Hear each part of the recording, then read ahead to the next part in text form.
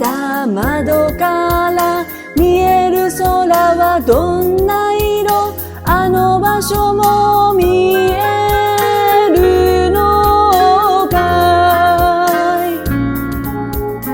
今はもう届かない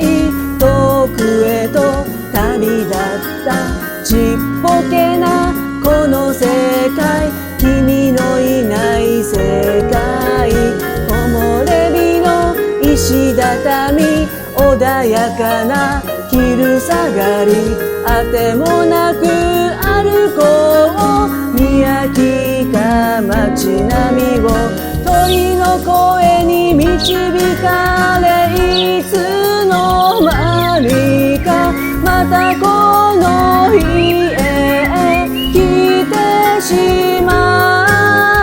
った。君のいない部屋の窓、今はも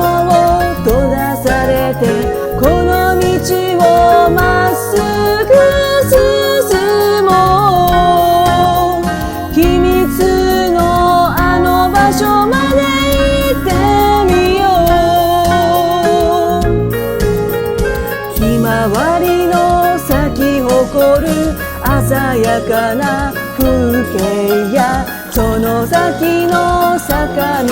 と小川のせせらぎは、並んで歩いたあの日々と同じでも、妖精や森の木は語りかけてこない。いつかが笑わない君の澄んだ瞳は何を告げようとしてたのか。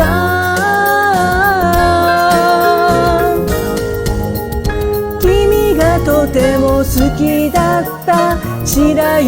に囲まれて、安らかに眠る君を見ていた。あの空は今よりも青かった。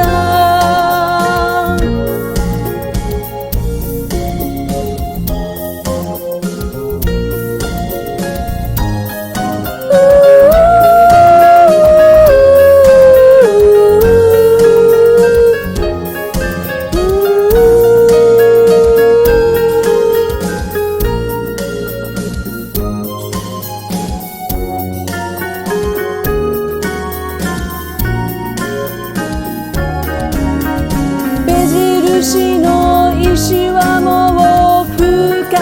い草むらの中に隠されていくのを拒むかのよう。帰